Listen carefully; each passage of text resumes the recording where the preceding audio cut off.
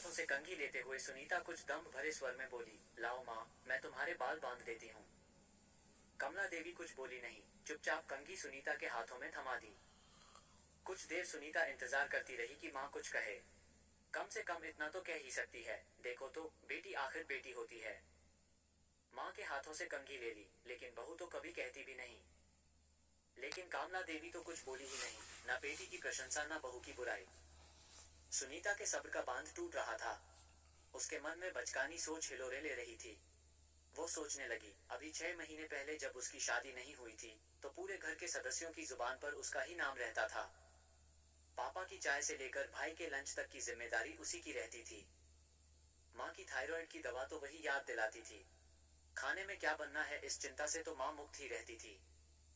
जो तेरा जी चाहे बना ले, यही माँ का जवाब रहता था। भाई और पापा भी हर काम में उससे सलाह जरूर लेते थे। वो शादी करके ससुराल क्या गई और 2 महीने बाद ही भाई की शादी क्या हो गई कि सारे मायने ही बदल गए।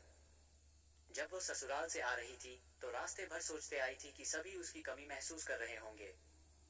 वो जितना सबका ख्याल रखती थी भला बहू थोड़े ही रखती होगी।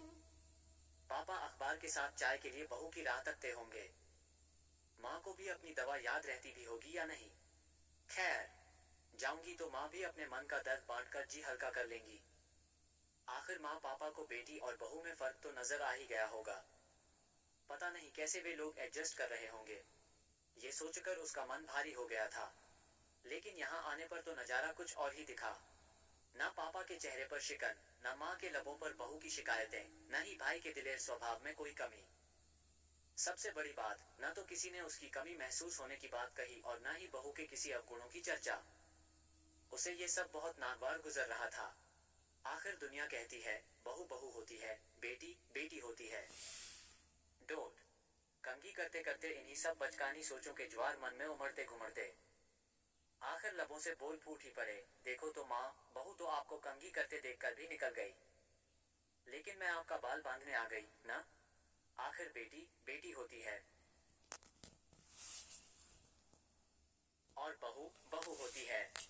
कामना देवी उसके हाथों से कंघी लेते हुए बड़े ही सशक्त और दृढ़ स्वर में बोल, हाँ तुम सच कह रही हो।